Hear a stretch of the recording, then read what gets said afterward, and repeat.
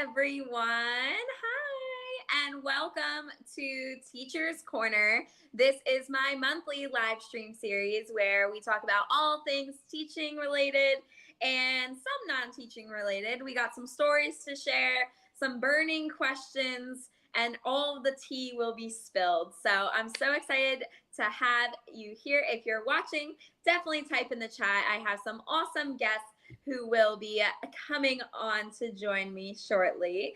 But just to start off, this month's theme is work-life balance. So we will be talking about all things work and life. Yes.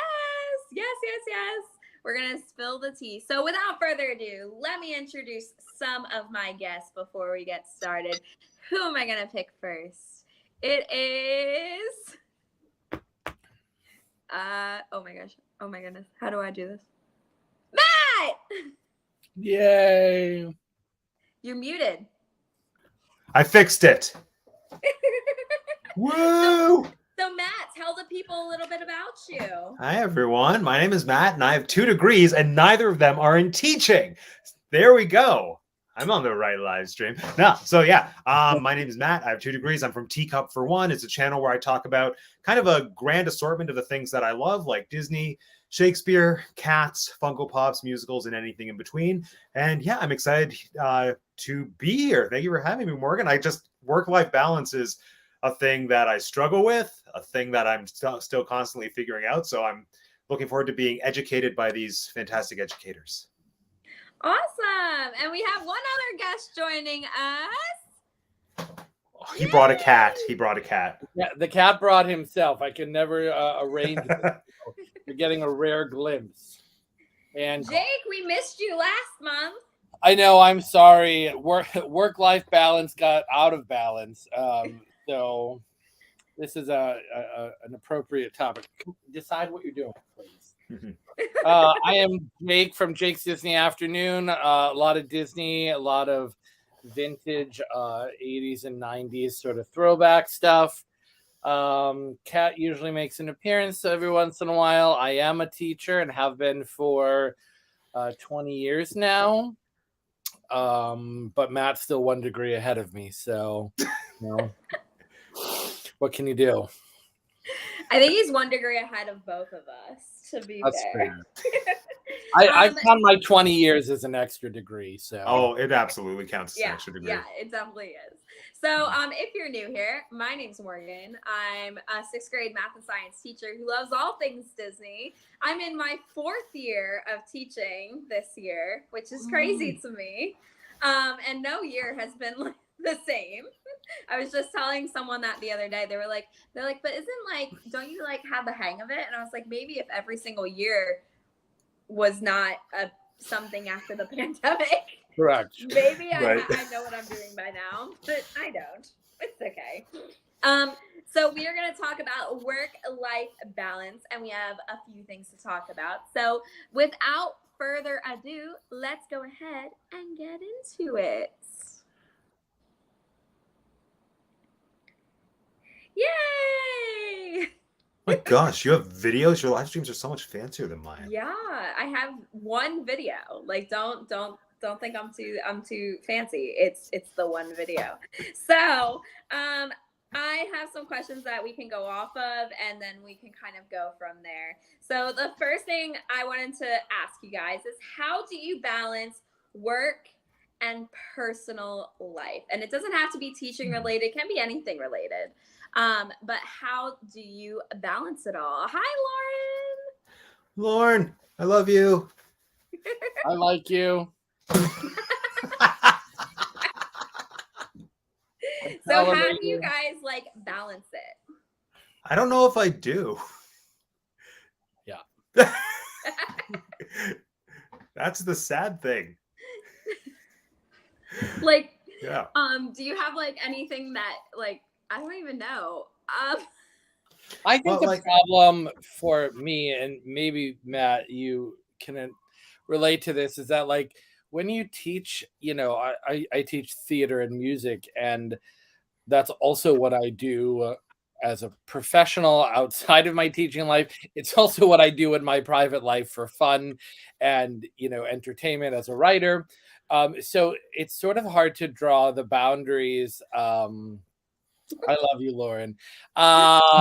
It's sort of hard to draw the boundaries between the work life that is in many ways the same as your personal life, other than, personal relationships, friends, family, etc.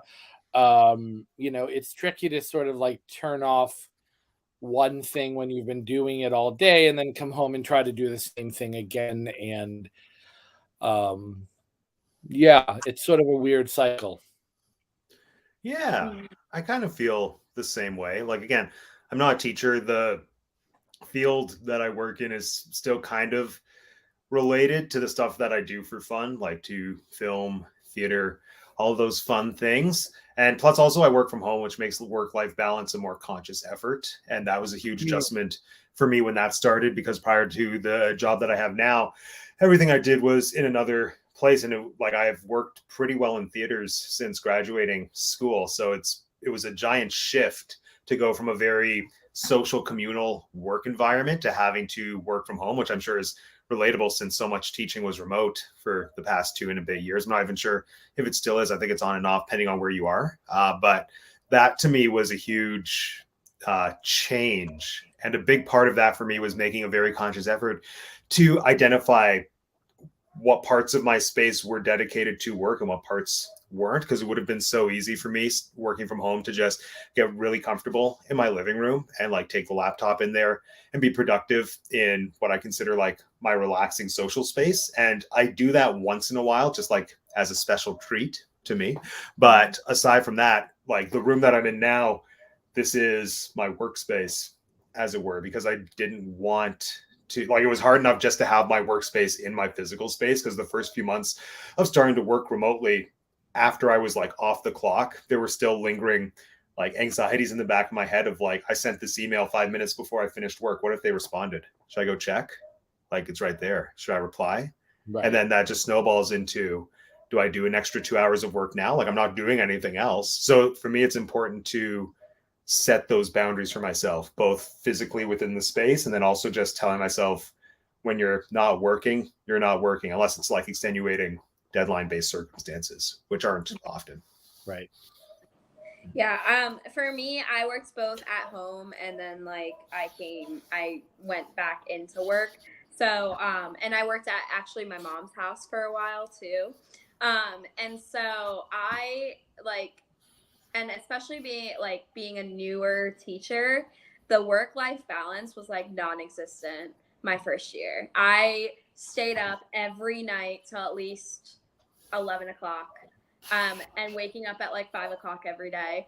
I would stay up till like 11 o'clock trying to figure out what I'm doing tomorrow, making sure everything's perfect, making sure everything's done.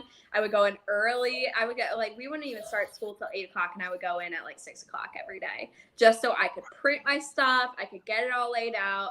I could start planning for the next day. And then grading always every day on the weekend, like at least seven hours of grading. And it was insane. And I was like, there has to be a better system. Like there has to be. Because I was like, why am I the only one that's taking home like 20 bags of things? Like, I don't understand. So, and then when COVID hit, it was like really bad because I would just do whatever I wanted, where I literally taught from bed some days. Oh yeah. Because I was just like, I don't feel like getting up. Like I don't feel like I respect that. Put the shirt on, and then I'm just gonna do my thing. Like, why do I need to get up? Like, were you in Zoom classes with your students from your bed? Like, could they like see your bedroom behind you? No, well, no. So like, I would only do it from my bed when we had like on Wednesdays. We wouldn't actually meet with kids. It was like an open office hour situation. Oh, cool. So I just kept my camera off, and they would pop in, and I'd be like, all right, what do you want? Like, what do you need? And they'd be like, can you reopen this assignment for me? And I'd be like, sure. All right, it's open. And then they would like do it. It would take them 5 minutes, and then be like, thanks. And then they leave. And most of the time it was me sitting there on my computer for 2 hours doing nothing. And then we'd have Nice. meetings, and then I would be like, meh, chilling in bed. Nice. I almost did this stream from bed just for the lols. Christina! Yay! I'm so excited. I Hey, saw you guys. having some trouble. Nice. Hi.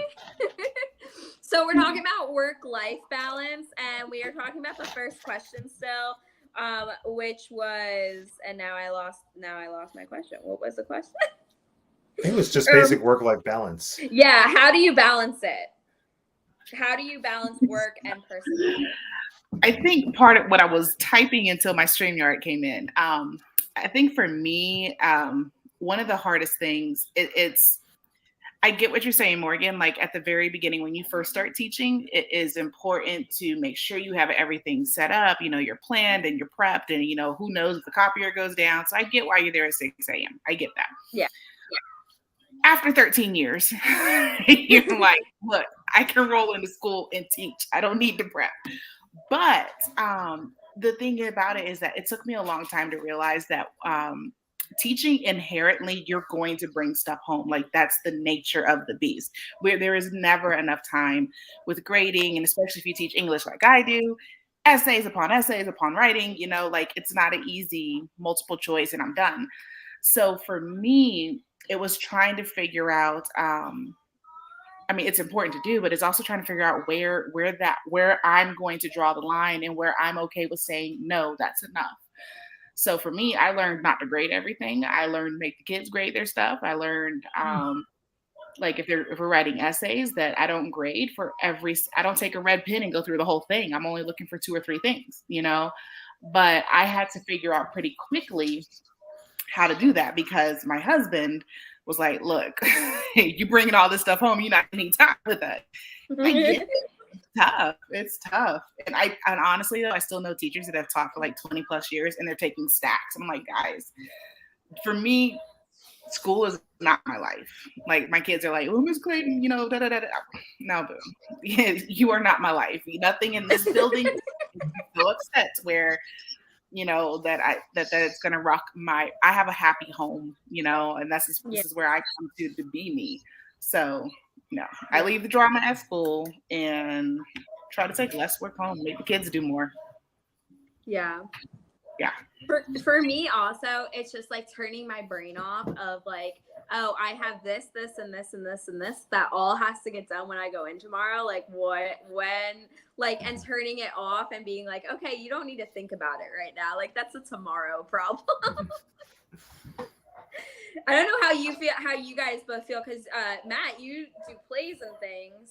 So like you have to kind of have to take it home, right? Oh, it's almost entirely done at home now. Yeah. And then Jake, you do concerts. Yeah. So like I can't even imagine trying to put that together. No, I think it has to do with an awareness of which deadlines actually matter, for lack of a better word, as opposed to which ones you can allow to slide for a day or two. Like there are certain things that other people are depending on you for. And I think in those circumstances, that's where, yes, you have to prioritize something. And maybe that's where you allow it to take up some time at home. If a team of other people are waiting on you and their work depends on you getting something done, to me, that's when it's like, okay, get it done. But if that's not the case, if it's just where I have a lot of things and the only person who it affects is me, then that's where I have to force myself to give myself permission to just like not do everything right away in one night. How do you? A lot of it is like the pre-prep work too, like laying the foundation for the year, and you know, doing a lot of upfront work, and even having like, you know, fallback lesson plans that maybe they're, you know, movie and a question sheet or you know, easier things that if the whole day is going wrong or off, you've got content that maybe could teach it for you in that moment that's relatable. There's, you know, pre-printed worksheets or however your system is, but you've got several things that you can call on that take over the job for you in that moment, that are relatable, and the kids will get something out of, and you can still feel good about, but also you didn't have to, for whatever reason, it all went downhill that day. So I do a lot of So many days. Well, and Jake, you're right. Like that's you all. I think to build on that though is like you also got to know when to just stop. Like, correct. Don't keep pushing forward with something that it's not working. You're frustrating yourself, and I think that's just across the board. No matter what you do, recognize the fact that whatever it is, it's not working, and it's okay to stop, and it's okay to regroup. Matt, I don't know how you do it though, because like I couldn't. I say when the pandemic hit for us. We were at home. I was in Virginia at the time, and in that school district, we left in March, like everybody else, and we didn't go back. We went back in August, but we went back in person in August. So I only had to teach online for like less than a month. Here. No. But I don't know how you do it, Matt. Like being out, I was like, I can't work from home. Year to year. That was me, year to year. Yeah, no, it's definitely been a huge adjustment. Like now I'm used to it. It took almost a year, exactly a year to get used to it. And yeah, it's convenient, but also weird. Yeah. Mm-hmm. Save a lot on gas. Yes. Well, yes. And clothes. Yeah. That's got its upsides. Our second question is, have you ever struggled with this balance? So it can sometimes seem like everyone has like their stuff together. Like someone told me the other day, they're like, how are you always ready to like rush out of here? And I also coach sports after school now. I tutor after school. I pretty much do I do after school events. So I have a lot. So I don't bring anything home anymore because my school doesn't even get out till 4:30. So if you're after school, then you're not getting home till like 6 or 7 o'clock. So now I've just said, no, I'm not bringing anything home. So people have told me, they're like, you seem like you have it all together. And I'm like, but I don't. Like, I don't know what to tell you. So how have you guys ever struggled with this balance before? And like what like turned it around?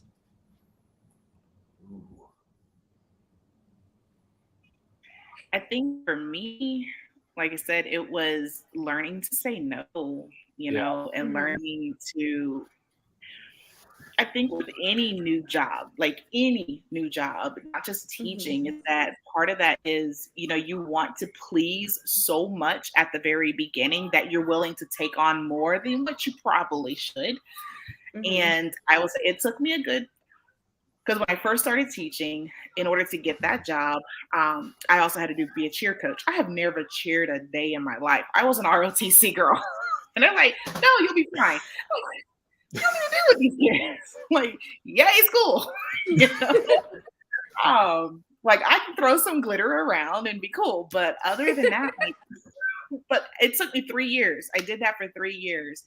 And then I realized, like, no, I can't keep doing this because with coaching and cheer and any after school curricular, like it takes a lot of time, especially if it's an athletic thing.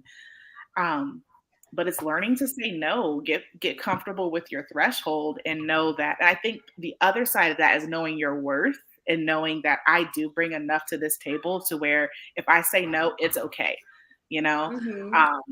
and not be afraid that, oh my gosh, they're going to fire me.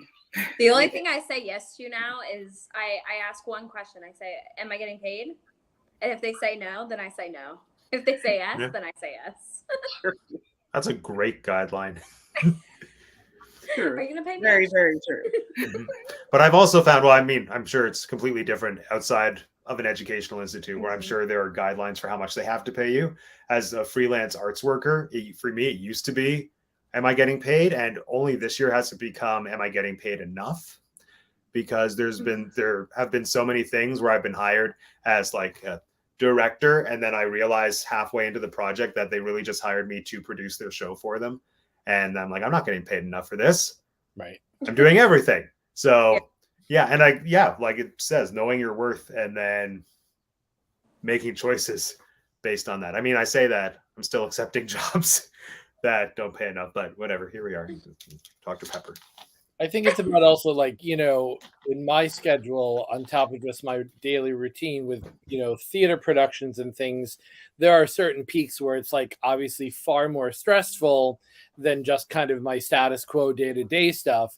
And I think the thing you have to also recognize is like both things can't be at equal peaks. Like there has to be a balance. So if you are giving to this other program that's at a really intense moment, then you're going to have to be okay with doing slightly less in the classroom, or maybe even slightly less in your personal life, knowing that that's a short term, or it's not a forever situation, and not feel bad about it. And I think that's also for me like where the prep comes into play, where it's like if I can go into those stressful times knowing that another aspect of my life has been planned for and I just have to kind of show up, I can do that. But if I have to plan and spend extra time on two kind of major things at the same time, I'm going to fail at one of them. Yeah. So there does have to be a give and a take, if and I think actually the bigger thing that we don't really think about is like when personal life is stressful, we don't allow the balance to be, well, work life is going to be less because that's, you're having surgery, your family's going through a thing, whatever the thing is, like you have to be okay with being like, my personal life is a mess. I'm going to show up and kind of do my job, but you're not going to get maybe the over the top things that you've gotten before. Like, and so sometimes that's okay too, where like maybe, personal life does take, the front seat for a little while. Yeah. Yeah. I met a teacher once, worked with a teacher once that she took, and I thought it was I don't know. I mean, I get it now. But I think it was like year 4, 5 or so that I was teaching, and she had been teaching, I want to say for about 20 years, 20-ish, not quite 25. Anyway, she took a mental health day every month. Oh, absolutely. Nice. Just one I wish mental I health had that day. many days. And like she just took a day, and at one point, because I did ask her, I was like, so you have enough? Well, she did have enough, but what happens if you run out? She's like, well, then they dock my pay for that day. But that's, when you do the math of it, the little $200 and $300 or whatever that we get that day, was it worth all of the stress and whatnot? And she's like, it's not, so she took a mental health day every month. And I was like, wow, okay. Wow. I'm not that bold. I'm not. I am like gonna be out within the next 2 weeks for Run Disney, and I am like so terrified for it because I'm just like I am that person that will show up to work sick just because it's easier than being out. In my opinion, it's just so much easier to just show up and be there than to like. It is easy. You're right. I like Jake said that my classroom is put together. Put my classroom back together when I come back. Pop a movie in. Pop a movie in, and I'll sit there and be sick. I'm gonna like lock like 10 cabinets, and I have to remember to do that. I have to put like 7 things away. Like, I'm just like, oh my gosh, I stress over it. And people and my family's always like, why don't you just take a day off? And I'm like, it's not that easy. It's not that easy. I wish it were, because I would take off all the time. Yeah, it's almost that. As I tried to explain to my husband one time about that. I was like, it's harder. It is so much harder to be out than it is to be, just be there. To just go and be like, hey, I don't feel good, so just do whatever you want and just be quiet. Like, oh my gosh, yes. So what are some tips you guys could give to someone who is struggling with their work-life balance, especially those who are new to teaching? I know, Matt, you don't teach, but someone who is new to the job field, because I feel like no matter who you are, when you are fresh out of college and you get that first job, you just like people just burn out like so quickly. So how can you help someone? What tips could you give to someone who is struggling with this?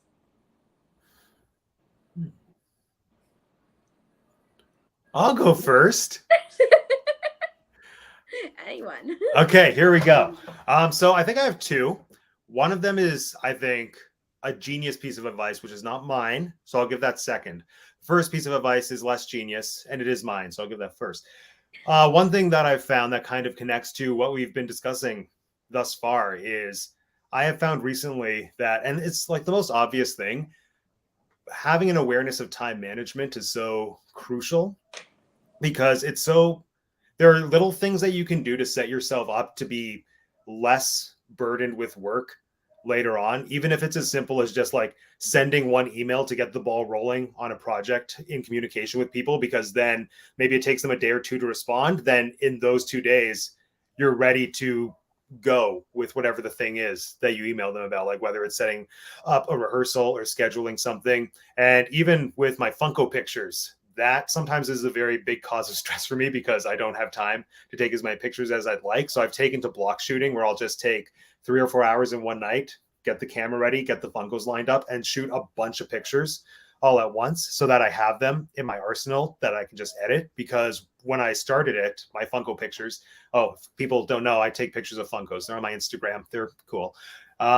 With my pictures, it used to just be a fun thing I would do every day, and it was like a daily event for myself, but I started to run out of time to do that. So I had to shift that process so that I could just have the finished products ready and then just roll them out. And that little choice of time management allowed me to be more consistent, I think, with the projects. And yeah, that was very eye-opening for me. So that's my little piece of advice that came from Matt, which is just be aware of time management and just like plant the seeds to make stuff easier for yourself later on. But I think that's common knowledge. The genius piece of advice that I have came from a podcast I was listening to with the Associate Artistic Director of the Shaw Festival here in Canada, Kimberly Rampersad. And she said something that still resonates in my head, which is that she schedules her balance. And I love that, like schedule your balance, because she is, I think, of a very similar mindset, not to be presumptuous, but probably the similar mindset to all of us, where it's easy to fall into the trap of I want to get all of these things done, especially when you're in a job or in a position that has lots of moving parts and there's so much stuff to be done. And I think for me, since that is my mentality, if I schedule the time for myself to know that this is when you're not doing anything and this is your balance time, it fits into the bigger picture. So schedule your balance. There you go. Ooh, I like that. Yeah. Hmm. I would say, if you're new to teaching, you probably should first of all plan on it taking a little bit over your life those first few years. I think that's just a reality of the situation, especially teaching where, there are other jobs that you can do 9 to 5 and go home. You've put in the hours that they require of you, you go home. Teaching is not one of those jobs. So until you kind of get a grip on it, I think, but I think that's part of the planning idea. Like if you're going into teaching, know that it is going to take over this part of your life for a little while. But to new teachers, I would say then the biggest thing is that I see is, kind of come up for air and look at the big macro picture. Don't get, a lot of teachers I see, just surviving day to day, which I mean, even at 20 years, some days you just are surviving day to day, but come up for air a little bit and kind of look at some longer goals. And, within, a 2-week lesson plan or a unit or something, there probably is a day or a period or something in there that could give and you're okay, or you could combine things. So, a lot of the frustration is like, I didn't get through XYZ on Wednesday. Now I'm screwed for Thursday. It's like, well, wait a minute. You've got, multiple weeks to kind of stretch all of this stuff that you didn't get to cover over and you're still, kind of, you're okay. And then the thing I like to say to myself when I feel like I've done too much or, that I've hit my breaking point of like, I'm done is the money ran out. Like I think about the money they're paying. I'm like, well, the services you've paid for have now been covered. And if you'd like more, that's not today. Those go on tomorrow's bill. I hate to make it always about money and things like that, but sometimes you just have to, you're not they're not paying for your mental health. They're not paying for your stress and your, Mhm. lack of exercise and your overeating and your undersleeping. Like somebody has to pay for that, and it shouldn't be you. I So, love Yeah. that. I'm going to write that down on a motivational poster. The money ran out. Right The next to money ran schedule your out. balance. Yeah. Mhm. Charge it to tomorrow. Start it tomorrow. Christina, any tips? I think, I mean, it's essentially like what I said before. There's not much. I mean, I appreciate what Jake said as far as, anytime you step into a classroom, it's inherent like those first few years are brutal. I heard a statistic once, like if you make it after the 5th year, then you're Fifth good. year. Yeah. If you can I've make heard it that. past 5 years, I'm and about this close to the 5th year, so I'm looking forward to it. yeah, I thought see, I thought I almost had it this year, and then they changed my standards, and I was like, oh shoot. that's the thing is like I don't know of any other profession that that gives people that kind of timeline, like it's Yeah. but I don't know. I think the biggest thing is just get a good bottle of wine. Just get a I'm open good to recommendations. there's a nice couple of Texas blends that I really, really love. Ooh. But we're a sweet red kind of person. I'm a sweet red. But yeah, get some wine, and learn to just find something else that makes you happy. Yeah. Make sure that you put enough focus on the thing that makes you happy. And like Jay said, like it's going to be a few years before you even realize the forest for the trees. I will say I had my very first principal, and I find it very odd, but also it made me look at teaching differently and how I impact kids differently. So it was my very first principal, the one that hired me into teaching. He said that he pulled me aside once because we were talking about whatever, and then I had mentioned how I was frustrated that the kids, they weren't meeting growth, like they weren't growing at the rate that I expected, and so what he told me was, he goes, you're not going to reach every single kid. You're just not. I was like, well, what, excuse me, sir, but what do you mean? You hired me to reach kids. But he's like, you're not going to reach every single kid. He goes, which the best you can hope for is one. You shoot for all of them, but if you're able to reach one kid and make growth and change within that one kid, then it's worth it. That's all there is to it, Yeah, absolutely. Yeah, and somebody else told me, like, we plant the seeds of education. We don't watch the fruit grow unless you're, be a military. We hop around here, there, and everywhere. But we don't generally get to know how that tree develops. So Yeah. it's just give yourself grace too. That's my advice to teachers. And like I said, wine first. Wine first. Yeah, the one thing that that really changed me this year, I hated sticky notes. They were my worst enemy. I had like so many sticky notes, like just pads that I never used, like just sitting in my desk. And I was like, you know what? I need to figure out like why do people use sticky notes, because it doesn't make any sense to me. And so I finally figured it out this year as to why teachers use sticky notes so often. And I've been using them to make to-do lists of what is the most important thing and what needs to get done and in what order, and how, like, what can and when they all need to get done. And then as I check them off, I feel so accomplished that if I don't get through it, I'm like, well, I got all these 7 other things done today. So I feel like I did a lot. So that's what really like made me like change. And then also I have subscribed to the theory of I'm not getting paid after work, so I'm not bringing anything home. And I'm like, if it doesn't get graded, it doesn't get graded. If it doesn't get done, it doesn't get done. The money ran out. Yeah. I'm like, and like someone, like I told that to someone, I told that to my boss the other day. And because they were like, oh, don't you like have stuff to grade? And I said no. And she was like, oh, look at you. And I was like, no. I have a whole stack in my room, but I'm not bringing it home because I'm going home and I'm going to bed. What was the reaction? What was the reaction? Oh, they were shocked. They looked at me like in complete awe. And I said, well, are you going to pay me an extra 3 hours to stay and grade it? And they said no. And I said, then I'm leaving. And I walked out. Good for you. Yeah. Yes, I've this week and last week have been like a major breaking point for me because I'm doing like 7 people's jobs right now. Oh. And well, we just lost 4 more teachers. Wow. So yeah. Oh. And one of them was our PBIS chair. She moved schools.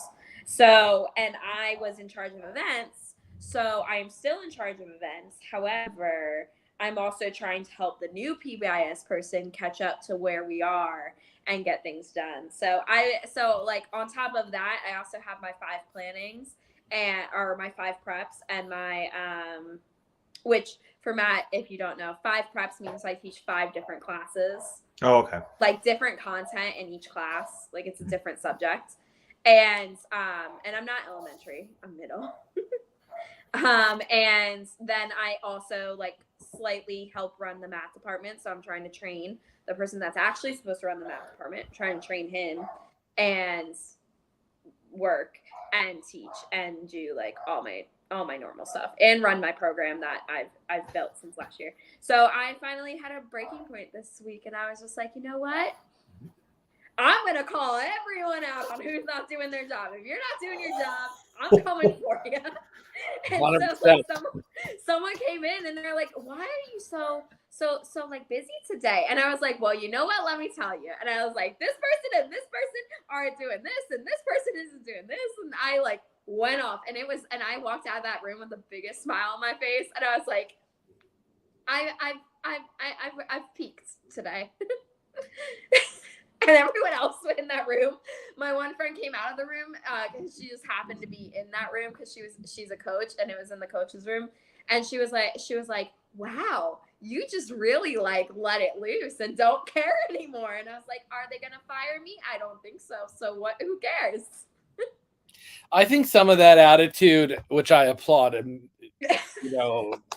all day, is I'm seeing it, in this post-COVID world, a little bit of like, for a couple of years, we were reminded that there were other important things in our lives, in addition to family members and things we didn't get to see. But, I think we discovered or rediscovered passions and hobbies and other things. And I think coming back to this normal world where I think sort of like, no, we're done because I've got other things. I think there's a shift, in sort of the work mindset that relates to what you're saying.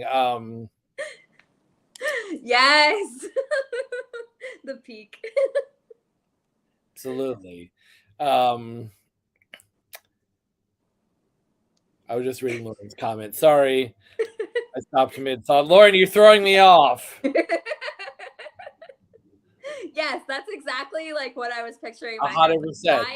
If I had walked out and like other teachers were out there clapping for me, like that's what I imagined was like going on with just stunned faces behind me. And I was like, and I literally left because it was my lunch break. And I said, now I'm going to go pick my kids up and I'm going to go teach them. Thank you. Goodbye. And I left the room. Yeah. Before I need to leave, there's a situation, but thanks, guys. It was nice seeing everybody. Bye, yeah. Okay. It's Bye. okay. We'll see you next month. See you next month. Bye. That's Lauren's job, Jake. His job is to throw you off. He makes that a daily reminder.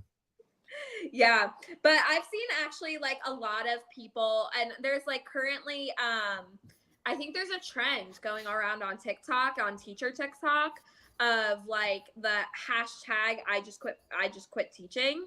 And it is like Oh, people just like going, like they're just like, you know what? I'm done.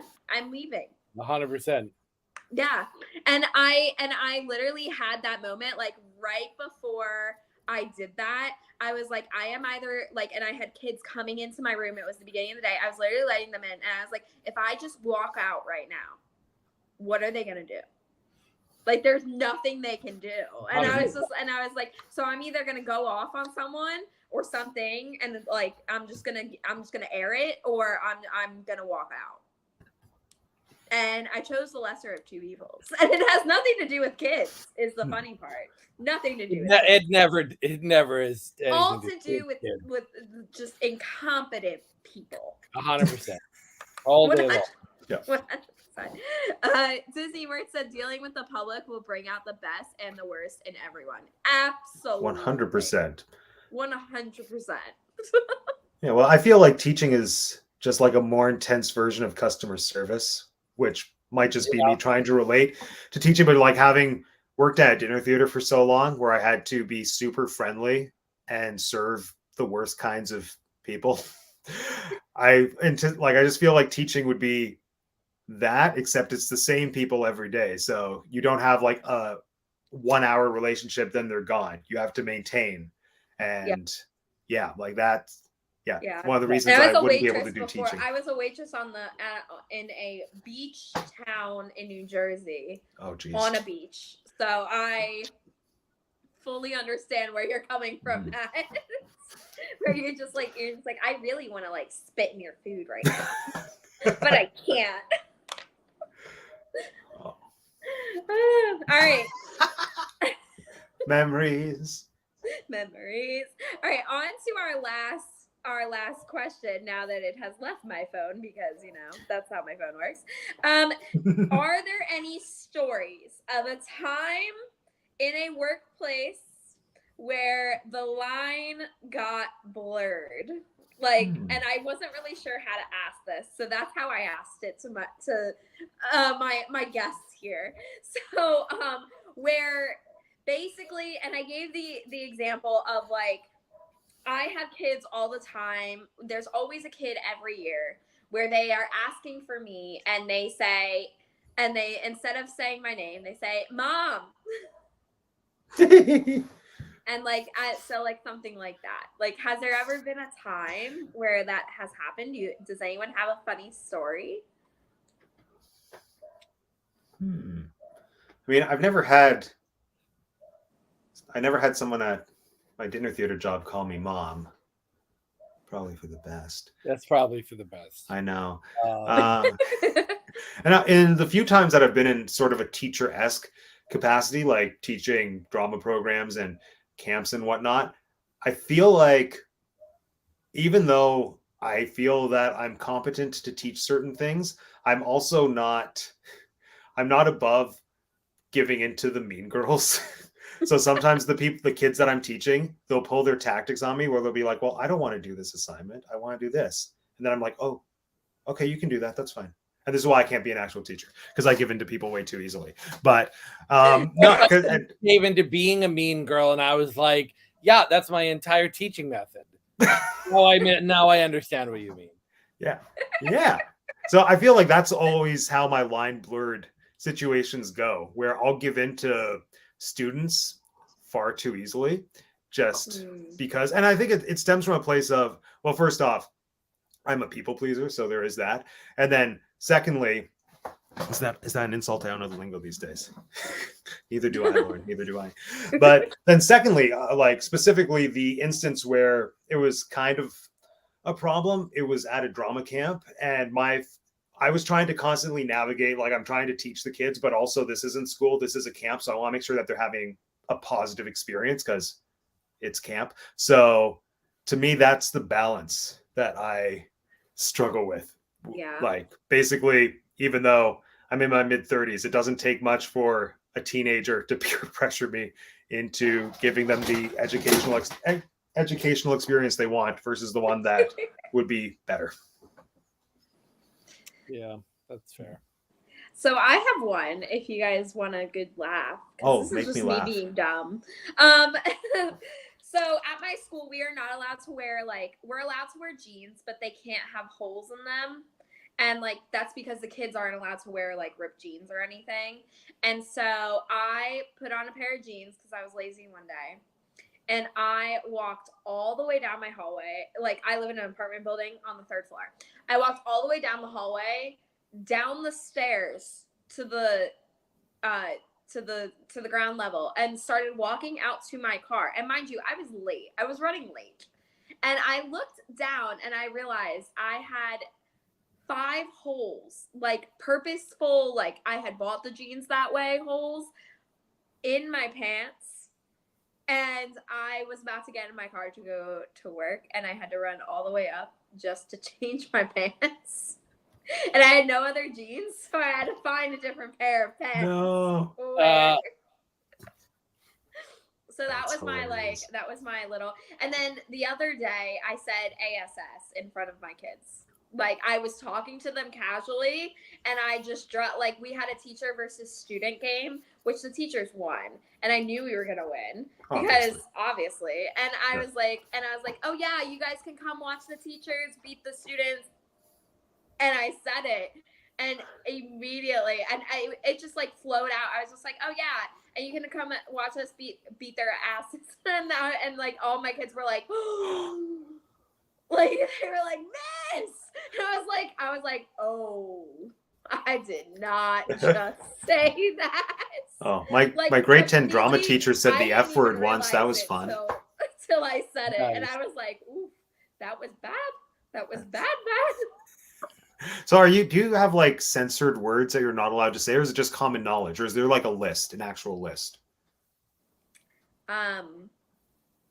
We don't have a list. I don't have a list. Mm-hmm. I mean, I think it's obvious. Really. Yeah, you're just not supposed to curse. And I also say I don't like specific words in just regular vocabulary, like retard, unless you're talking about someone who has that diagnosis. I don't like that word. And then yeah, but sometimes my kids will say hell, and another kid will be like, miss, he cursed. And I'm like, that's not a curse word. It's a place, and we're all going there. Probably.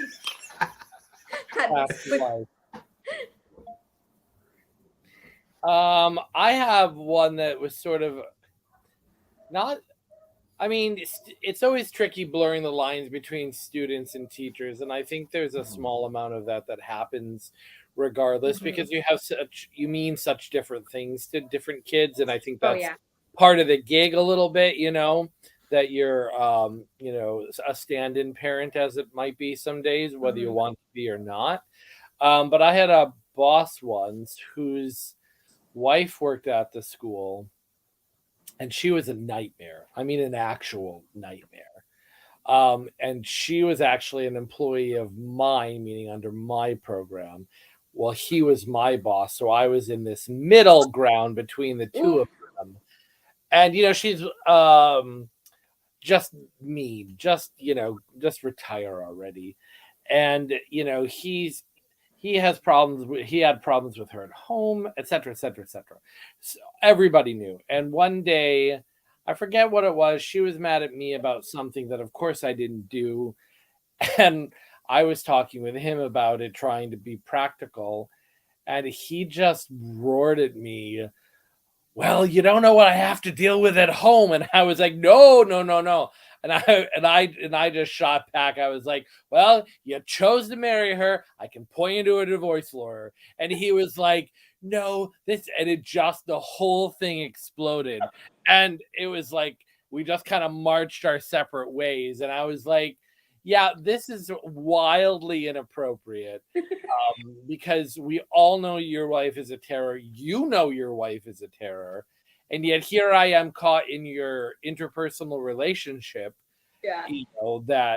Everything was fine at the end of the day, but it was, one of those moments where I was like, yeah, we can't be bringing these kinds of relationships. the job has to be the job, and that's the trickiest part in education, I think, is like those lines are meant to be blurred in a kind of way because you're meant to be a community and you're meant to be mentors and you're meant to be sort of parents, and yet you sort of have to draw that little line somewhere.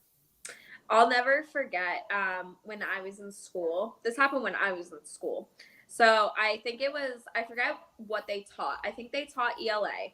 And it was like a new-ish like she was young-ish. She was probably like 5 or 6 years out of college. And we were in like, it was like the DARE program.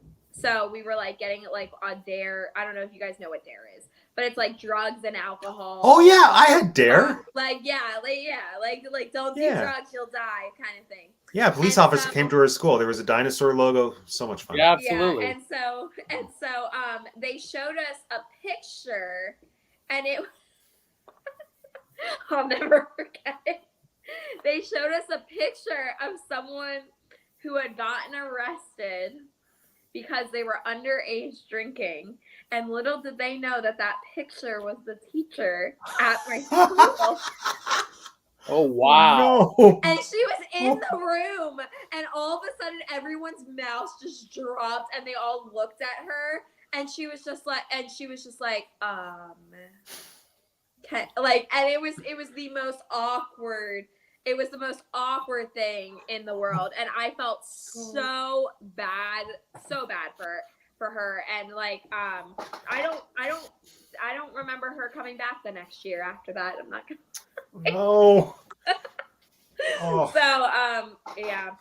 And then last year at my school, actually, it was really funny. It was at my school. I was talking to a teacher, and then another teacher came up to us, and we were talking about like students and some pains that like some annoying behavior we were seeing.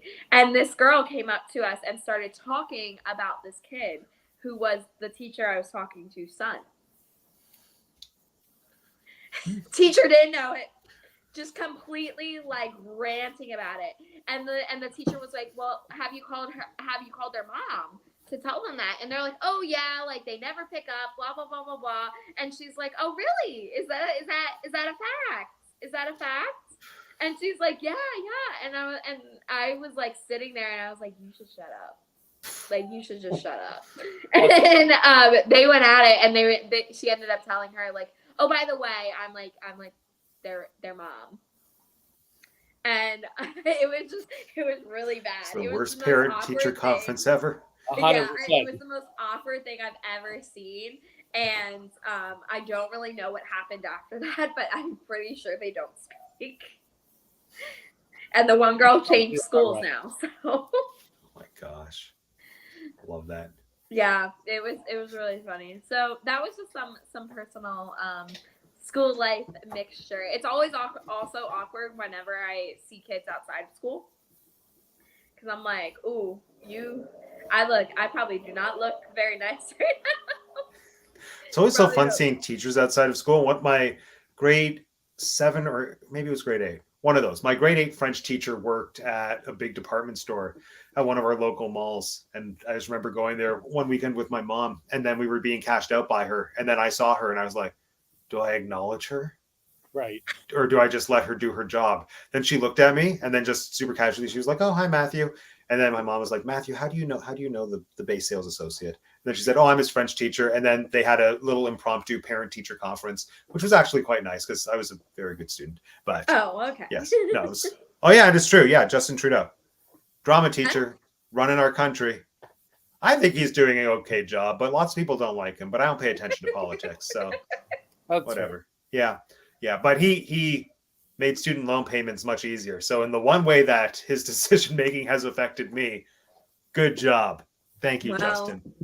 Yeah. I just applied did the 5-minute little thing to apply for student loan forgiveness. So I'm so jealous that you have that in the States. Like, good. No. I'm happy, but also jealous. I've already paid off my loan, so whatever. Well, lucky. Good for you, Jake. One day. So related to this, I have a question for both of you because kind of by the nature of how we're all here, you both have YouTube channels. And what is it like in the teaching world today with social media being such a big thing. Because I remember even 10-ish years ago, so many of my friends who were either in teachers college or teachers were so uppity about not putting anything online. Like I was at a game night one night with friends, and like it was a pretty mature adult-ish game night. It's not like we were having wild drinks and like doing shots, but like there might have been a glass of wine on the table. We were taking a selfie, and this girl bolted out of the shot. She was like, "No, nothing can go online showing me at a party with alcohol. Nothing can do this." And then like I have another friend who has a YouTube channel, and he went to so many lengths to make sure that there was no connection and like no one would be able to find him. And then one day someone just wrote in a comment section, "Look, it's Mr. Chan." Then he called me freaking out because he was like, "Somehow they found me. I don't know how." And I just feel like now The internet. over the last few years, it's just become such a thing where so many teachers are online, especially like TikTok, the fact that there's teacher talk and that exists. Like, what is that culture like? Especially for Jake, since I feel like you would have kind of lived through that becoming a more prevalent thing, teachers having social media presences. Like, is there an awareness or is it weird? What's most of my kids know about my YouTube channel. I mean, I've got my channel logo sticker on my laptop, my school laptop, so I guess I'm not hiding it.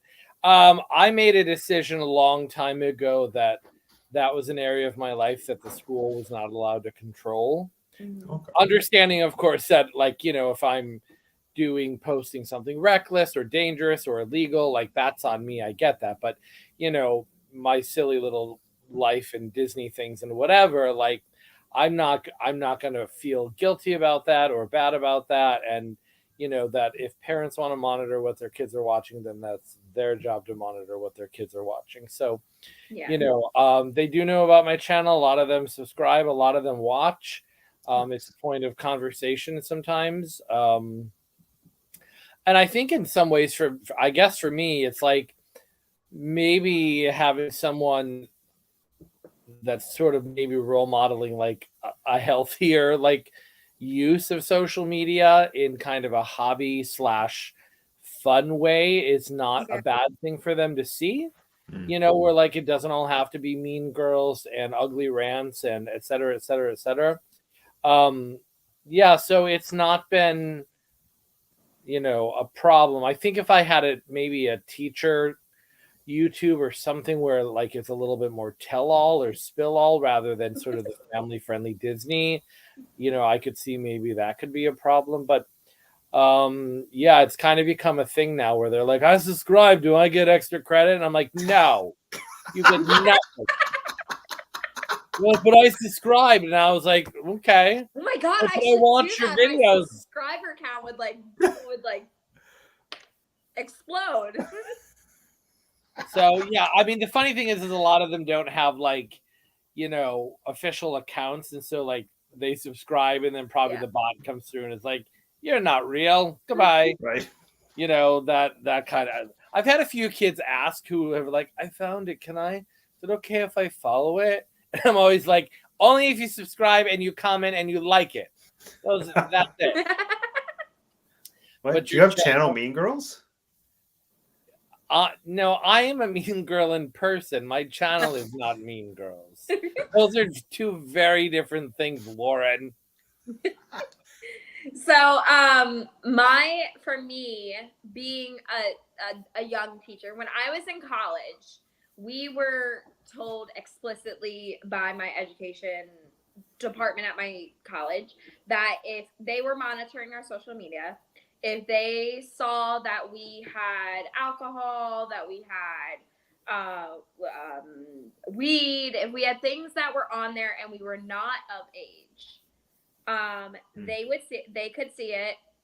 They will find out about it and they will kick us out, especially if it is on school property, because my campus was also dry, so like no one was allowed to have alcohol on my campus. Yeah, it was a pretty boring college. But wait, like were there residences? You couldn't have alcohol in the residences? Yes. Yeah, I couldn't either. Wow. They did change that throughout my time there, where you could have them like in specific dorms, and you had to be over 21, and you can only have a certain amount if you were 21 and things like that. Oh, right. It's 21 where you are. That makes more sense. Yeah, yeah. So like where I was like my first year, it was all freshmen. So like for the majority of it, everyone's 18, 19. Like no one was really 21. So that was like a big issue. And then they also said that the school districts they can access, like any school district, any employer can access your social media. And if they see things like that, they're not going to be inclined to hire you. So I did throughout college, like when I was going throughout college, I did have one friend that like insisted on taking pictures with alcohol. And I told her, I was like, if you're going to insist that alcohol is in the picture because you like want to like show off or whatever, then I can't be in the picture. And so I told them that, and they knew that. And so anytime that I was in a picture, we would just make sure that there was either nothing in the black background, or I put a little emoji thing over the beverage in my hands. Even when I did turn 21, like, and I still like kind of do that too.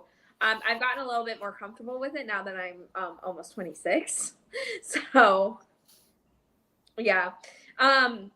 But and then as far as social media goes, I actually know of a teacher that recently just got in trouble for kids following them and them responding to messages. Ooh. In the DMs. So that one's tricky. Yeah, my rule is that you are not allowed to follow, like you can follow my YouTube because there's really no way I can like talk to you privately on there. It would have to be in like a open forum where everyone can see. And you can follow my TikTok because frankly, I'm never on my TikTok. If you want to follow it, go for it. So I say they can follow me on those two places. But they are not allowed to follow me on my Instagram until they leave my school. So whether they transfer or whether they just go to the high school, they're not allowed to follow me while they are at my current school. Once they leave, they can follow me. I may or may not follow them back. For the most part, I have a few past students that I've stayed in contact with, and that I follow them on their Instagram too. But like they will message me about like dance stuff or about like help with their math homework. It has been a big one. So like I like don't have a problem with it as long as I am not your current teacher. Like I don't really like care, but I also am not going to go out of my way to message you. Right. Makes sense. And I try to keep it out of the DMs. I'll mostly keep it on comments if I do send them something like I love to see like that you're doing this or something. So that is my thing with it. I have had parents follow me on social media and try to message me through my DMs, and I just tell them to email me. Like that's literally my response. I would hate that. Yeah, but I do know of some people that have a Instagram like dedicated to their teaching, and it's like very different than their personal Instagrams. So I don't really know. I guess it just depends on your school. Because my school would be fine if I made a classroom Twitter, but if I made a classroom Instagram, they're not like fans of it because I've asked them before because I thought about doing it. So, yeah. I guess it's just like, it's still a growing issue. Fascinating. Yeah. I'm happy with these answers. Okay. Cheers. Any other questions, Matt? Comments? Let me think. I feel like there's so many things I want to ask. I just don't know what to do. I don't know. Well, while you think, let's play a game. Yes. All right. We have reached the end. And to cap off any good live stream, I stole this from my friend Matt, who's right here. You got to play a game. Yeah. So I played a game last month with Christina it was famous celebrities, and were they a fake teacher or were they a real teacher? And so if you didn't watch that one, go back and watch it. You can skip to the end and watch it.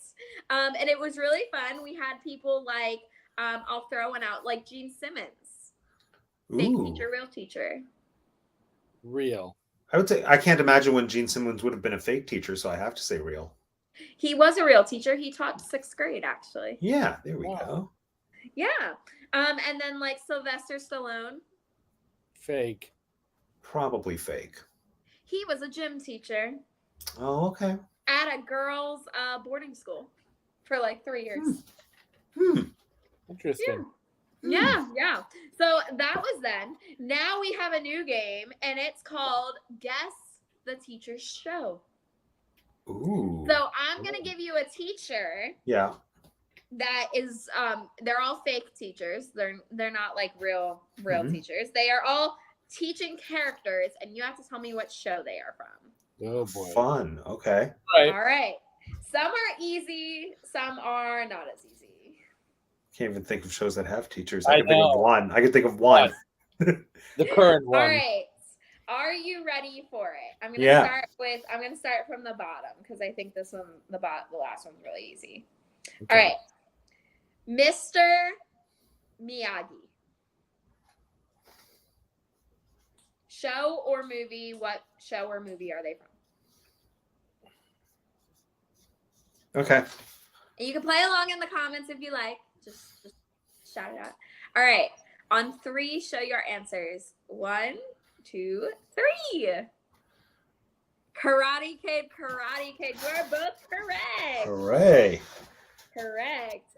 Now I have to keep points. Yeah. Last month I didn't have to keep points. Keep score because it was just Christina. All right. Next up, Severus Snape. 2 for 2, baby. Snape. We're starting off easy. I am gonna say that. Fine. Severus Snape. Professor Severus Snape. I was gonna do well, I'll wait till I see your answers. Matt, you're taking quite a while there. Yeah, hold on. Are you writing all of them down? Yeah. Here, Oh, let's go. All right, You ready? did not get bonus points for this. I just want it on the record. 3, 2, 1. I started just doing abbreviations. Oh, okay. Philosopher's Stone. Harry Potter. Yes. Chamber of yes, Secrets, Lauren Prisoner of got it too. Azkaban. Yeah. Lauren's playing. And Philosopher's Stone is not also super accepted here in the States. Well, but Not accepted. Yeah, that's true. It's called the Sorcerer's Stone. No, it's not. I'm not We're gonna not lie. smart enough for that I was- philosopher business. I'm not even gonna lie. I think I was like, I was like probably 16 when I found out that it went by a different name. Yeah, they had to change the name for America because no one wanted to read about a philosopher. Well. Well, they're not wrong. That is right. That's true. All right, are you ready for the next one? Yeah. Miss Honey. Funny story about this, but I'll say it after the answer is given. Okay. 3, 2, 1. Matilda! Yes! I'm yes! directing this musical currently. That's fun. You are. No, it's terrible. I hate it. Why? It's such a fun show. Oh, I hate it immensely. Oh. I'm sorry. Carry on. Sometimes you have to be a little bit naughty. Naughty. Ba-da-dam, bam, bam, bam. All right, are you guys ready? Yeah. Do it. Mr. Dewey Finn. This is it. I don't know. Yeah, we're done. Give us There's a little, 10. since we both don't know, give us a clue. TV show or movie? It's a movie. Okay. From like what era? Now you're pushing me. My era. We're not going to know this. Oh. Okay. This Why is not? the Oh, when worst you generation guys ever. hear it, you're gonna be like, "Are you kidding me?" Wait, so give me the name again. Mr. Dewey Finn. Sure. I don't know. I think this is my best educated guess. I don't even think I have an answer. I don't even have an answer. I don't care. Go ahead. Matt, Okay. now you know how The I feel. Twilight Saga. Okay. Jake? I don't have an answer. I Okay. refuse to acknowledge it. The actor that plays Mr. Dewey Finn is the notorious Jack Black. Oh, okay. Oh, Do we get to go again? can we go? You can, but it's not going to count. It doesn't. for It's School of points. Rock. School of Rock, yeah. School of Rock, yes. That's not your era. That's before your time. That is. I was before- alive when it came out. Miranda Cosgrove is only a few years older than me. Who's Miranda Cosgrove? Is she one of the She kids? was one of the girls in the show. She was the one that sang. Okay. Or the manager. She was the We'll manager. take- Oh, okay. Yes. Yes. All yes, right.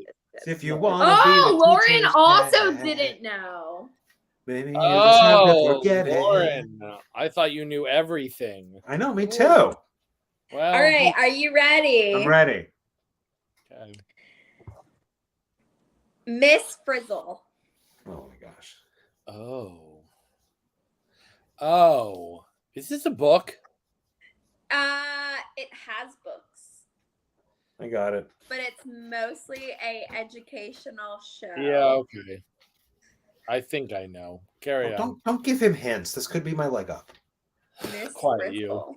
Frizzle. All right, 3, This is my era. 2, Let's go. 1. Not my era at all. The Magic School Bus. You're right. The Magic School I Bus. dislike her immensely. Why? She's I such. don't She's, know. I she's don't such know. a great You teacher. dislike her? I didn't she's like not- that. I don't know if I didn't like her. I didn't like the show, but it was not my era. So I mean, it's not The very show factual was and has brilliant. like talk about someone with no work-life balance. Her. Miss Frizzle, yeah, it's true. Yeah. no, but she So took many- a magic school bus inside like the large intestine or something. Yeah, she took it Lauren! inside 2 kids. Although that is my generation, there were no teachers in Rugrats. Thanks It's very true. much. Magic's like I still think back to Magic School Bus for teaching me basic foundational things that I don't know anything about, like cars. My only basic understanding of how cars work is because of Magic School Bus. So, I'm not a teacher, but hi. Yes, Matt's not a teacher, so but yeah, he's here. big teacher. We love him. We love him. All right. Are you ready for the next one? Yep, Yeah. let's go. Professor Ross Geller. Okay.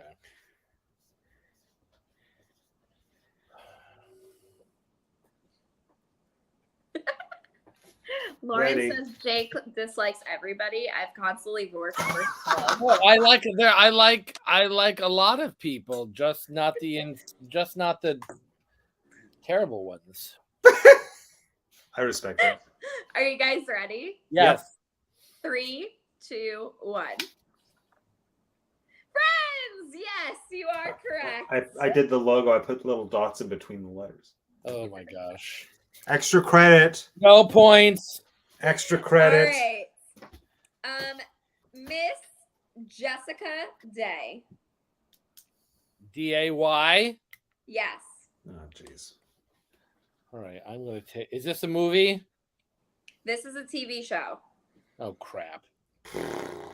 Well, it's not that one then. Okay. Miss.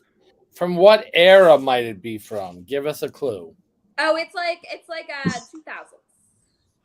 2010s? Miss Jessica Day. I don't. 2010. That's like the worst time for television. I will give you what grade she teaches. Do you want what grade? Yes, Sure. that will. Yes, that will help immensely. Kindergarten. No, it didn't help.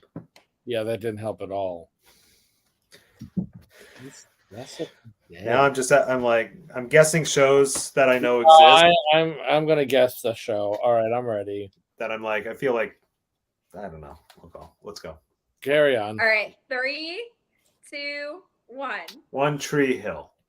No. Modern Family. No. It is New Girl. She is New Girl. Oh, she taught Oh. kindergarten. Yeah. She had a job? Like third grade or Yeah, something. she has a job. I thought her job was just playing the ukulele and being annoying. No. You're the worst, and I adore you. No. No. Hi, baby. That's how she Yeah, sings. all right.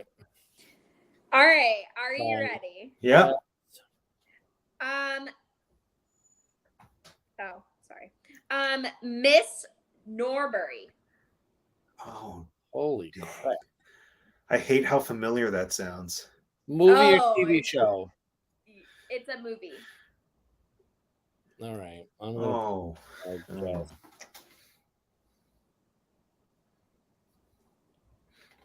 Hmm.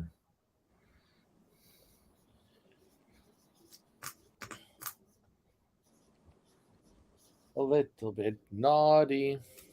Okay. Yeah, I'm ready. All right. 3, 2, 1. Human Centipede. Dangerous Minds. No, Mean Girls. Oh, of course it He's is. the algebra teacher. Of course it is. It's Tina Fey. Yeah. Yes. Oh, I like my answer. I like your answer too. Thank Lauren said Wizards of Waverly Place. Lauren, you're the worst. I don't even think there are any teachers. I'm almost positive there are no teachers in Wizards of Waverly I'm Place. sure there are magic teachers somewhere. No, they're taught magic by their father. Thank you very And much. he's the teacher. Okay, but no actual teachers. That's fair. All right, John. Okay, Detective John Kimball. Detective John Kimball. TV show or movie? It's a movie. Okay. A movie that is actually before my time. But I everything's before your time. Everything's before your time, Morgan. Like before you were born, or before you latched onto pop culture? I am almost certain it was before I was even born. So like 2005. I was born in the 90s. Thank you. I am a millennial. Yeah. Okay. What's the name of the detective? What? Detective John Kimball. It It was actually, this film was released in 1990. If that helps. Yeah, I have to just think of what it is. Okay. I think I might actually have it. I'm also realizing I don't know how to spell a very basic word. What's that movie called? Hold on. Is it the one with the one-armed man? The Fugitive? Yeah, it's not that one. I don't think so. Test the waters on that one. With Harrison Ford? With Harrison Ford. I love that movie immensely. 1990, eh?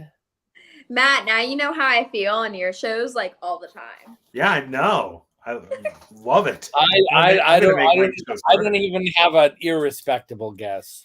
I do. All right. Go ahead, Matt. Kindergarten Cop. Yes.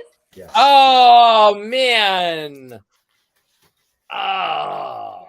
Boom. All I know from that movie is boys have a penis and girls have a vagina. That's the only thing that's the only takeaway from that movie. Well, I did look his name up, to be fair. I looked his name up, so I mean, meh. Yeah, it's all right. He's not a real teacher, though. Yeah, that's fair. He is not a real teacher, but he does sub for a month and a half while he is like a para. So he's like a co-teacher while he's watching over this child. All right, so we're down to the last one before our big Jeopardy. So excited. The last one before we go to Jeopardy is Mr. Ratsburn. Wow, Matt knows. Matt's got this. You left out so many. This is a children's show from the 90s. Oh. All right. It wasn't part of the Disney afternoon. It was not. Well, then it doesn't matter. Exactly. I feel like this show has a Canadian connection. I don't know why. That's just the vibe I get. All right. I'm ready. All right. 3, 2, 1. It is Arthur. I thought that would stump you guys. No, of course not. Every day when you're walking down the street, and everybody that you meet As an Arthur original Franklin point for of my view. favorite. Love you. And Arthur I say, Franklin hey, and Rugrats. Hey! what a wonderful My, kind of day. my, Do not favorite interrupt our show. singing. Yeah, we're singing. Where you can learn to walk and play Play and get along with each other. other. You got to listen to your heart, listen to the beat, beat. listen to the rhythm, the rhythm rhythm of the street. Open up your eyes, open up your ears, get together and make this better. By working together, it's a simple message and it comes from the heart. Believe in yourself, and that's the place to start. And I say, hey, Hey, what what a wonderful kind of day where we can learn to walk and play and get along with each other. And I say, hey, what a wonderful kind of day. Hey, what a wonderful kind of day. Hey. Oh, Morgan, you're going to get a copyright strike because of how 100% close how that good that was. was. They're gonna think that was the original recording. Totally. Oh, guys, You what know, the heck? Sorry. All right. Are you ready for our final Jeopardy? Yes, how many points do we have? Okay, Matt, you have 7 points. Okay. And Jake, you have 6. That's Okay. a lie. That is not a lie. You have 6. I know. It's fine. Carry on. Oh, I thought you meant like you should have had more or had less. I was like, no, you have 6. You did really No, I good. know. I know. I know. All right. So, how much would you like to wager? Do we get to change our answer after we hear the other person's answer? No. On the count, we have to do it on the count of 3, Matt. Damn it. Okay, wait. Well, then hold on. Let me write something down. Oh, we should write it down and show it. And I'm think going to that's tell you fair. it's 2 parts. So I'm going to read What? you a quote that this teacher, fictional teacher, is known for saying. And you have to tell me the teacher and the show they are from. I will tell you it's a show. We have to get both parts? You don't have to get both parts. But how is this point system working? Because I don't So want whatever to you bet, you get that amount of points per answer. So if you bet all 6, So we can double or triple our points or Double, whatever triple. yeah. Okay, yeah, gotcha. yep. Okay.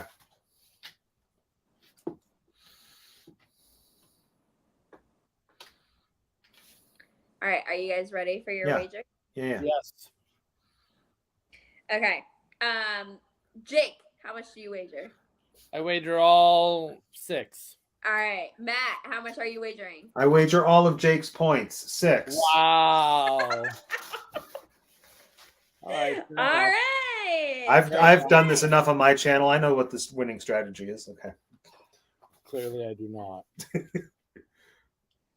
All right, are you ready? Yep. Yes. This is my favorite quote.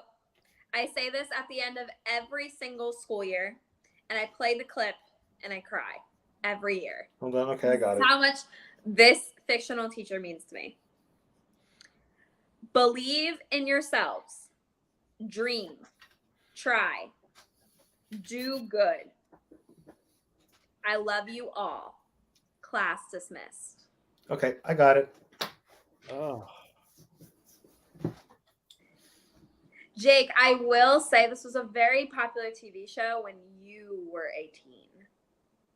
You don't know me. No, but I know your intro very well.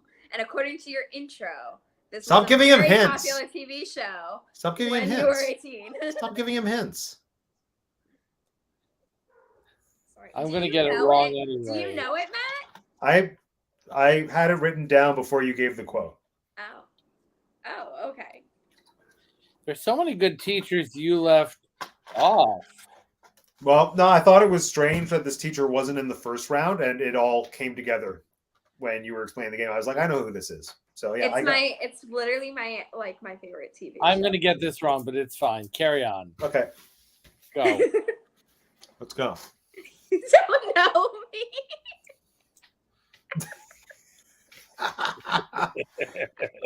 I'm going to... all right, carry on.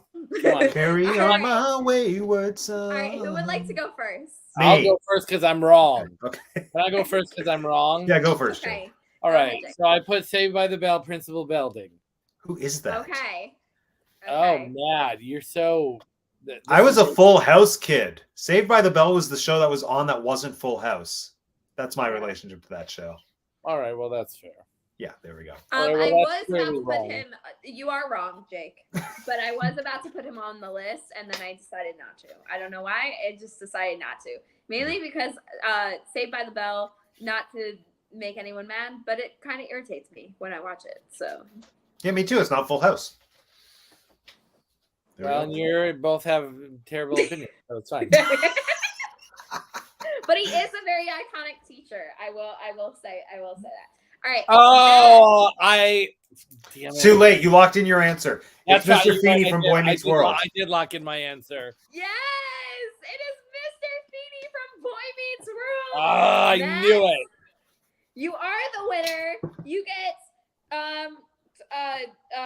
12 extra points added, which is a total of 19. Yes. 17? Yeah. Wait, 12 plus 7. No, yeah, 19. 19 Yeah. points. 19 points. So you are our big winner today. Good job, Matt. Woohoo. Even if you had gotten it right, Jake, Matt still would have won. Well, that's a consolation prize I can take home with me. Doesn't matter. I was destined for failure, Mr. Feeney. Destined for failure. I always love it when I play like Jeopardy or something like that with my class. And I'm like, all right, how many points are we all wagering in Final Jeopardy? And the smartest kid in the room always figures out how to beat the system. And he's it doesn't. And kid this year literally did this. And he's like, it doesn't matter even if you all get it right. I'll still win. And I was like, not wrong. Is that You're quote not from like the wrong. very last episode? Yeah. Yes, he says I think it's the last. in the very last episode. I've watched the entire series 18 times through. Too many. Yeah, It's I on also Disney remember. Plus if anyone wants to watch it. I Is highly it? recommend. Mr. Yeah, Feeney is who it was inspired one me of to my become a teacher. favorites. Yes, he is. I strive to be him and, follow my kids from when they are in 6th grade all the way up till they go to college. And then Fun fact, I was in 6th grade when Corey was in 6th grade. So I moved with that show all the way through. Oh, That's you know amazing. what broke me? So I used to come home after school every single day in 6th grade and watch that show. And little did I know a thing called reruns. So I literally thought it was a new show every single week or day, and that he was around the same age as me. And then one day I came home and watched the show, and suddenly they were 25, and I was devastated. Oh, that's so I tragic. cried so hard that day. So tragic. Yeah. I was pretty obsessed with him. But then how he becomes later in the show, I was like, meh. I can't stand Corey. That's the reason I can't really rewatch the show. I love almost all the other characters, and I love the writing. I just can't stand the actor. And the character I think is kind of annoying. Yeah, well, he becomes more annoying and childish as it goes on. I'm just can you stop? Can you look at the bigger picture? Let's look at the bigger picture. Yeah, but that was kind of the trend in those days. Yeah. A lot of shows went that direction after. When he's a kid, I don't mind. It's when he becomes an adult and he's like, but you're not gonna help me you're not gonna buy a house for me, man. Oh, I remember that episode. That annoyed me so much, even as a kid. Get a life, dude. Yeah. Get a life. Duh. They're not gonna help you. It was so satisfying when he cleaned the water. Oh, yeah. But Corey and Topanga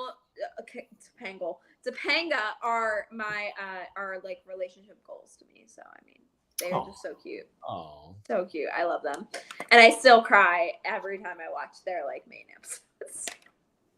And when they break up, especially, I'm like, you dumb. We're learning a lot about you. Yeah, you are. All right. Anyway. That's what this week has done to me. So anyway, tell the people we are at the end. Oh, I know what you are talking about. Oh yeah, Boy Meets World, Mr. Feeney. Boy Meets World, Mr. Feeney, best teacher ever. When he dies, I will most definitely cry for a week and be in full-on mourning. So, because he is very old. And by the way, R.I.P. to Hagrid. I was gonna put him on this list instead of Severus Snape. Yeah, but- what happened to like John Keating and the chick from Dangerous Minds and I was waiting for what's her face from How to Get Away with Murder. oh yeah, Annalise. yeah. Yeah. Well, I was going for more like people that are like high school and under, not so much like college, Makes sense. because like college teaching is very different than like high school and under teaching, in my opinion. Because in high Mr. school, Feeney did it all. yeah, he That's did. fair. He High did. school, middle school, and elementary school, you're teaching kids that don't necessarily want to be there. Where in college, they might not want to be there, but some level they want to be there. Right. That's True. Yeah. So, or if they don't want to be there, they just don't show up, and then it makes your life really easy. Right. That's Yeah. true. And you can just kick them out. So anyway, we have reached the end of the show for this week. So I hope you guys enjoyed talking about work-life balance. Yeah. So tell the people what you guys have coming up on your channel. Let's do Jake first. All right. What do I got coming up? We've got Year of the Year coming up this weekend, which is always a fun ear swap. Couple other swaps coming up. Lots of pins, always lots of pins. And yeah, that's where I'm at right now. You can find me at Jake's Disney Afternoon on Instagram and YouTube. And you know, we love the 90s, but apparently get them wrong in trivia questions. So Thanks, Jake. thank you. Good. Hello, it's me, Matt from Teacup for One. That is the YouTube channel. So yeah, go follow that. Right now we are in the midst of a Tim Burton movie marathon. So we're doing a live show every week for the next 2 or 3-ish weeks. Tomorrow we're getting together to talk about Ed Wood starring Johnny Depp. Next week we're covering Mars Attacks as well as Sleepy Hollow. And then the week following that we're doing Sweeney Todd. So come and discuss Tim Burton movies with us. And on the channel I have so many videos that I want to do, and where is the time to edit them? Who knows? Right now I'm editing a video of a vlog, and I don't do those very often because I'm not good at them, but I'm trying to get better. So I have a vlog of a trip I took to the Stratford Theatre Festival of Ontario where I saw Hamlet in Chicago. So it's kind of a hybrid vlog / theater review. So who knows when that'll go on the channel, hopefully soon. So that's what's next. Yay. Yay. All right. And if you guys are here, you're on my channel. Welcome, Teaching Disney. As far as live streams, we got tomorrow. I was gonna say next week. Tomorrow, we have the Dancing with the Stars recap week 5 episode, which was most memorable. We got 2 shows this week, both Monday and yesterday. So we got most memorable year, and we got prom night that we'll be talking about with surprise double elimination. So definitely you're going to want to, if you're into Dancing with the Stars, you're going to see me and Gina here again tomorrow. So check us out. We'll be here every single week. And then as far as Teacher's Corner, we will be back on November 16th. We'll be celebrating my birthday because my birthday will have just passed. Happy and birthday. We'll be talking. Happy birthday. Oh, thank you. Thank you. And we'll be talking about parent-teacher conferences. Jake, I believe, will be back. Christina will be back. And maybe we'll have a new guest. Maybe they'll come next week, barring any other malfunctions that they may have. So hopefully we'll see our new guest next week. Disney Connections will hopefully come on. So that's what's coming up. I have some spooky, scary things. I'm also going to be on Matt's channel for Sleepy Hollow and Sweeney Todd, which I'm super excited about because cross-country season will have finally ended. Thank God. And yeah, that's kind of what's coming up. I'll also stay tuned to my Instagram. It's linked down below because Run Disney is in 2 weeks. And I will be running my first ever 10K and my first ever Disney run in general. I'll be running the 5 and the 10K back-to-back days. So stay tuned for that and all the Disney magic. And as always, I hope you guys have a magical day. Class is dismissed.